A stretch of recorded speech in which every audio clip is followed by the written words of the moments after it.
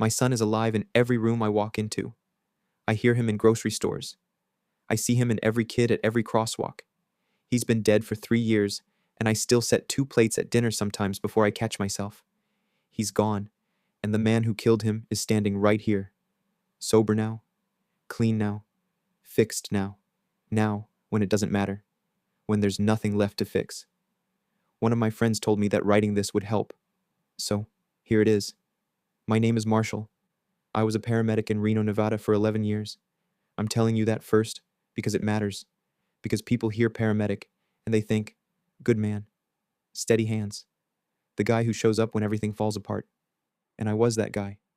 I was. For strangers. For people I'd never met and would never see again. I'd hold pressure on a wound at 3 in the morning and talk a woman through the worst moment of her life and then drive home and crack a beer and feel like I'd done something that mattered. And then I'd walk through my own front door and become the emptiest person in the house. Jenna, my wife. We met in nursing school before I switched to paramedicine. She had this way of standing with her arms crossed and her weight on one hip and her head tilted like she was permanently unconvinced by whatever you were selling. First time I talked to her, I said something about the Vegas Golden Knights, and she said, I don't care about hockey. And I said, nobody asked you to. And she laughed. Not a polite laugh. A real one. The kind that comes out before you can stop it. We got married at 24. Courthouse. Her mom cried. My dad didn't come. That should have told me something, but I was young and in love, and I actually thought this. I remember thinking it. That I'd be different. That I'd be the version of a man my father never figured out how to be. Oliver came fast, 11 months after the wedding, 7 pounds, 4 ounces, born at 6:12 a.m. on a Tuesday, and when the nurse put him on Jenna's chest, he opened his eyes and looked directly at me, and I swear on everything I've ever broken. He looked at me like he already knew, like he was saying, I'm here now. Don't mess this up. I messed it up. Not right away. The first year was good. Hard, the way a first kid is hard, but good. I did the night feeds. I'd walk Oliver around the apartment at 2 a.m., bouncing him against my shoulder, watching infomercials on mute. He had this thing where he'd grab my collar with one fist and just hold on, like I was the only solid thing in a world that didn't make sense to him yet. And I was. For a while, I was. The drinking didn't start with a moment.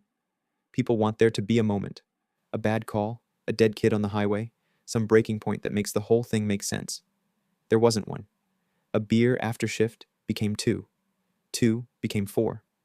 4 became a bottle of Jim Beam in the garage that I'd hit before coming inside, so that by the time I walked through the door, I was already somewhere else. Not drunk. Not yet. Just softened. Like I'd sanded down whatever sharp thing inside me made it hard to be in my own house with my own wife and my own kid. Because here's the thing, nobody tells you about being a paramedic. You spend 12 hours a day being the calmest person in the room. You hold it together. You hold it together. You hold it together. And then you come home, and there's no emergency, no protocol, no radio telling you what to do next, and you're just a man, standing in a kitchen. And your wife is asking about the water bill, and your kid needs a bath, and the dog threw up on the carpet, and none of it is an emergency, but all of it needs you, and you have nothing left. You used it all on strangers. So you drink. Because drinking is faster than feeling. Oliver at 2 was a mimic. He'd watch me do something, and then do it back, slightly wrong, and look at me to see if he got it right. I'd tie my boots, and he'd try to tie his sneakers, and end up with knots he couldn't undo. And he'd hold his foot up to me and say, Fix, Daddy. Everything was, Fix, Daddy. A broken cracker, a toy car with a missing wheel, a sock inside out. Fix, Daddy. I should have heard what he was actually saying. Jenna left when Oliver was 3. Not dramatically. Not with screaming or suitcases thrown downstairs. She packed while I was on shift. Methodical. Like a nurse prepping a discharge. When I came home, the closet was half empty, and there was a note on the kitchen table that said, I love you, but I can't watch you disappear anymore. Oliver needs at least one parent who's all the way here. Please get help. Please, Marshall. She moved in with her sister in Sparks, filed for divorce 2 weeks later. I didn't contest it. The custody arrangement gave me every other weekend and Wednesday evenings. The judge looked at me across the courtroom, and I could see him doing the math. Paramedic functioning, no arrests, no record. And he gave me the benefit of the doubt. I did not deserve the benefit of the doubt. But I got it. And I got my weekends. And I told myself, the way you tell yourself things at the bottom of a bottle, I told myself I'd be better, that the drinking was under control, that I could hold it together for 48 hours every 2 weeks. I held it together at work, didn't I? I held it together with strangers bleeding out on the highway. I could hold it together for my own son. I could not hold it together for my own son. The weekends went like this. Friday at 5, Jenna would drop Oliver off. I'd be sober. I'd be shaved. I'd have the apartment clean and the fridge stocked with the juice boxes he liked, the ones with the little foil straw that he could never get in straight. I'd be the version of me that deserved to have a kid handed to him. And for a few hours, I was that version. We'd eat mac and cheese, Kraft, the orange kind, and watch cartoons, and he'd sit on the floor with his plastic fire truck and tell me about a kid named Marcus who ate crayons and a teacher who had a turtle named Professor Shelley. Then he'd go to bed, the race car bed I bought him, glow-in-the-dark stars on the ceiling. He'd fall asleep with his mouth open and a rubber duck named Stephen tucked under his arm. Don't ask me why Stephen, I don't know. He had conversations with Stephen that were more emotionally complex than most adult relationships. And then it was just me, and the apartment, and the quiet. The quiet is what gets you. People don't understand that. They think it's the stress, the sadness, the loneliness. It's not. It's the quiet. The specific silence of a house after a child falls asleep, when you can hear yourself think, and what you're thinking is too loud to sit with. So I'd drink, after he was asleep. Just enough. Just one or two. Just two. Just to turn the volume down. Except it was never one or two. It was never just. And I was never as quiet as I thought I was. Oliver would wake up sometimes, bad dream, needed water, needed the bathroom, and he'd come out and find me on the couch with the TV on and a glass in my hand, and I'd say, "Hey buddy, go back to bed." And he'd stand there in his pajamas, 3 years old, 4, looking at me with those eyes, reading me, checking which version. Jenna found out. Of course she did. Oliver told her. Not with words. He was too young for the right words, but with the wrong ones. He said, "Daddy watches TV and the cups smell funny." Kids are translators. They can't name the thing, but they can describe it so accurately, it breaks your heart. Jenna called me. She said, "Marshall, are you drinking when he's there?" I said, "No." She said, "He says the cups smell funny." I said, "He's 4. He doesn't know what he's talking about." She said, "He's 4. That's exactly why this matters." She didn't take the custody. She should have. Looking back, she should have driven to that courthouse and torn that agreement apart and taken him away from me and none of this. None of it. But she didn't. Because she believed me, or because she wanted to believe me, or because she was tired of fighting, and at some point you run out of the energy it takes to save someone from themselves. So the weekends continued. The night. The night. I have to say it now, or I'll lose my nerve again, and this will be the 101st time I start and don't finish. It was January, a Saturday. Oliver was 4.5. He was spending the weekend with me. Jenna had dropped him off at 5, and he'd run in wearing a Batman shirt and rain boots, even though there was no rain. Just cold. The high desert cold that cuts through everything. We had a good evening. I need you to know that. We had a good evening. Mac and cheese. A cartoon about a dog who solves mysteries. Oliver gave Stephen a bath in the kitchen sink, and I washed the dishes around a rubber duck, and my son was laughing. Laughing. And his laugh sounded like something clean, something that hadn't been touched yet. And for a few hours, I was the man I told myself I could be. He went to bed at 8. Race car bed.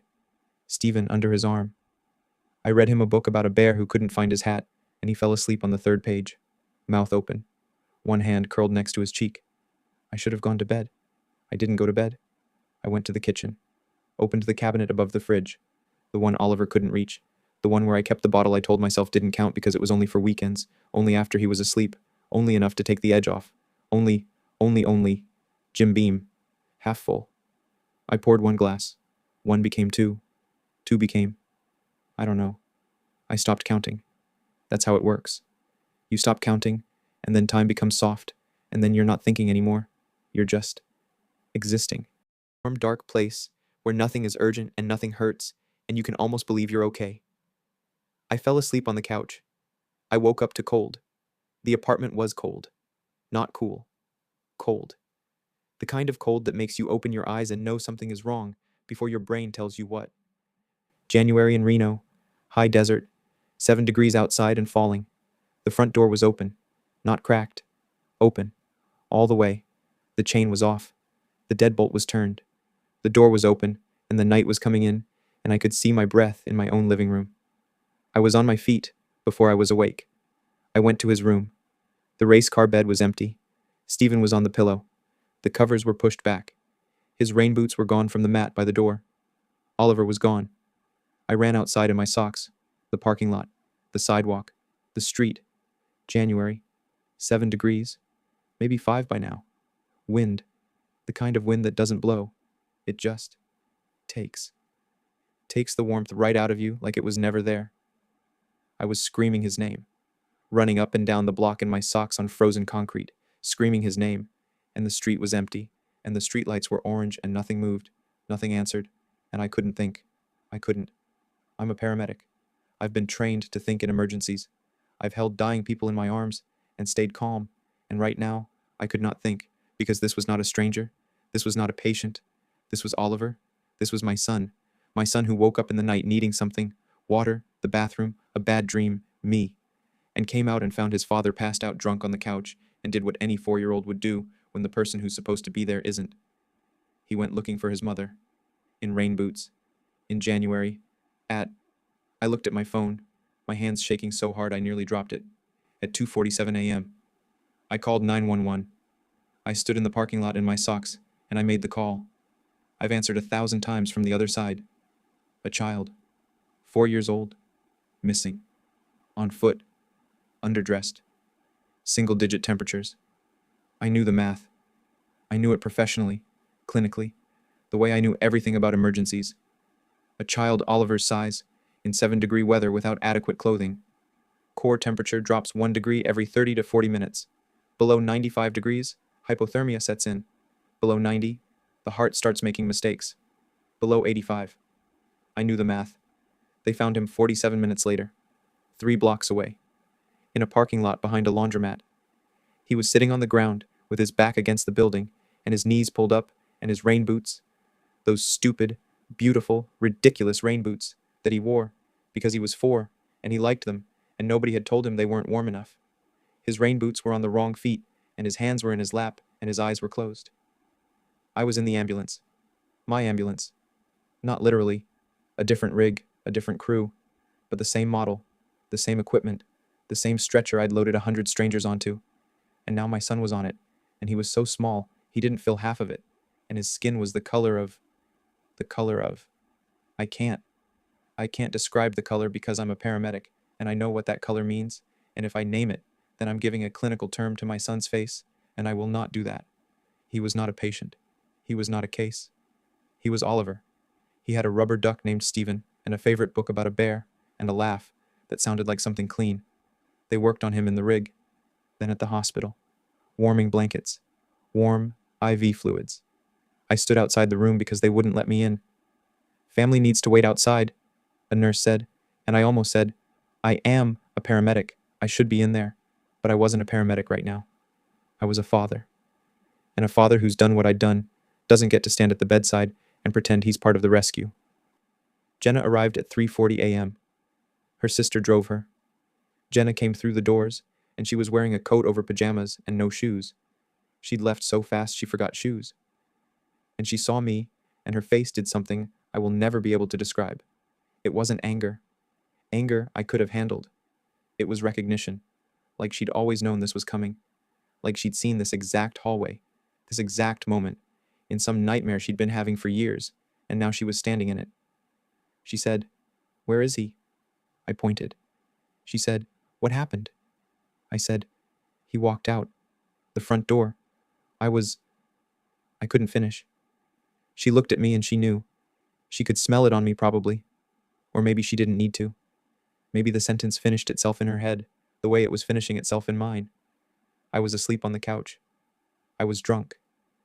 Our son walked out into 7-degree weather looking for you because I wasn't there. I was right there, and I wasn't there. She went into the room. I stayed in the hallway. At 5:14 a.m., cardiac arrest, secondary to severe hypothermia. His core temperature when they found him was 81 degrees. The doctor came out and told me, and I heard every word, and I understood every word because I've said those words. I've been on that side. I've delivered that news to other parents in other hallways, and now someone was delivering it to me, and I thought, this is what it sounds like from this side. This is what they hear. This is the sound of the world ending, told in a calm, professional voice. Jenna was still in the room, with him, holding him. I could see through the window, the small window in the door, the window I'd looked through 1,000 times from the other side, and she was holding him against her chest, the way she held him the day he was born, one hand on the back of his head, and she was rocking, not crying, rocking, the way you rock a child to sleep. Except, I slid down the wall, right there in the hallway, and I sat on the floor, another floor. Every story ends on a floor. Jenna didn't speak to me after that. Not one word. Not at the funeral. Not through the lawyers. Not through the investigation. The police interviewed me. The detective sat across from me with a notepad and a face that was carefully, professionally blank, and he asked me to walk through the timeline, and I did. Every detail. The bourbon, the couch, the open door, the rain boots on the wrong feet. He asked me, "Mr. Callahan, had you been drinking?" I said, "Yes." He asked me, "Were you intoxicated?" I said, "Yes." He asked me, "Were you the sole responsible adult in the home?" I said, "Yes." 3 yeses, 3 short words. The heaviest words I've ever spoken, and I've told mothers their children are dead. They charged me. Child neglect resulting in death. The DA wanted involuntary manslaughter, but settled. My lawyer said I was lucky. Lucky? He used that word. I sat in his office and he said, "Lucky." And I looked at him, and I said, "Say that word again, and I'll walk out of this office and plead guilty to whatever they want." He didn't say it again. I took a plea. 18 months. County. Not state. My lawyer's doing. I served 14.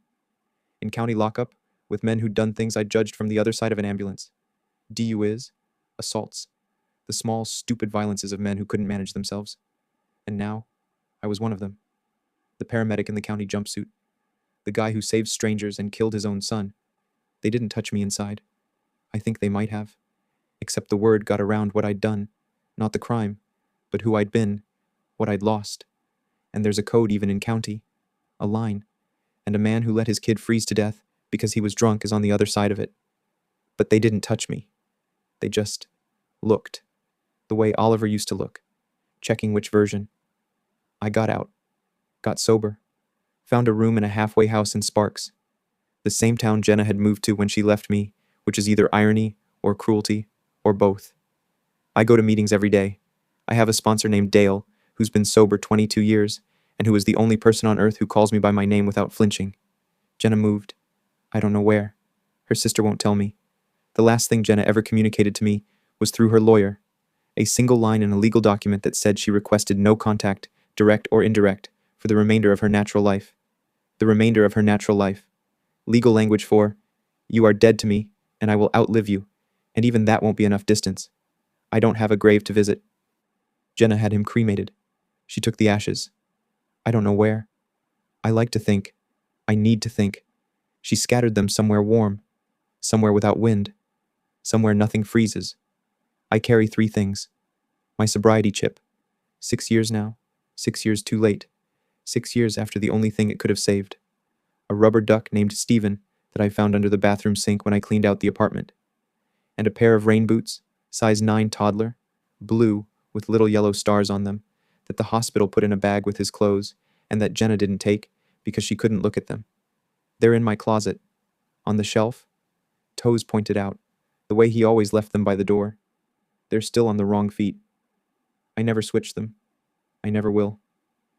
Some nights I sit on the floor of my room. The floor, always the floor. And I hold one boot in each hand, and I think about him walking through that door in January. 4 years old. Looking for his mother. Rain boots on the wrong feet because he put them on himself, because the man who was supposed to help him was asleep. Was gone. Was right there and was gone.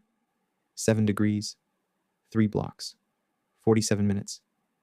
People talk about the weight of guilt like it's a metaphor. It's not. I can feel it. Physical. Right here, behind my sternum, like something solid has been placed inside my chest and wired to my heartbeat. It's the weight of a door I didn't lock. The weight of a bottle I didn't put down. The weight of a 4-year-old in rain boots, walking through the cold, toward a mother 3 miles away, because his father, I was a paramedic. Steady hands. The guy who shows up. I didn't show up. My son walked out into the cold, and I didn't hear the door, and he died 3 blocks from my apartment in a parking lot behind a laundromat, alone, in the dark, in rain boots, on the wrong feet. And the last thing he did. The last thing, because I've imagined it. I've reconstructed it the way I'd reconstruct any scene, clinically, professionally, because that's all I have left. The last thing he did was sit down, pull his knees up, close his eyes. He wasn't scared. That's what kills me. Hypothermia doesn't feel like cold after a while. It feels like sleep, like warmth, like someone pulling a blanket over you. He sat down behind that laundromat, and the cold told him a lie. The cold said, "It's okay. It's warm. You can rest now." And he believed it because he was 4, and he didn't know that comfort could be the thing that kills you. But I knew. I'm a paramedic. I knew exactly what 7 degrees does to a body that small. I knew the math. I knew the timeline. I knew everything. And I was asleep on the couch with Jim Beam in my blood and my son's name in my mouth that wasn't calling for him. Fix, Daddy. I can't, buddy. I can't fix this. I couldn't fix this. I will never, never fix this.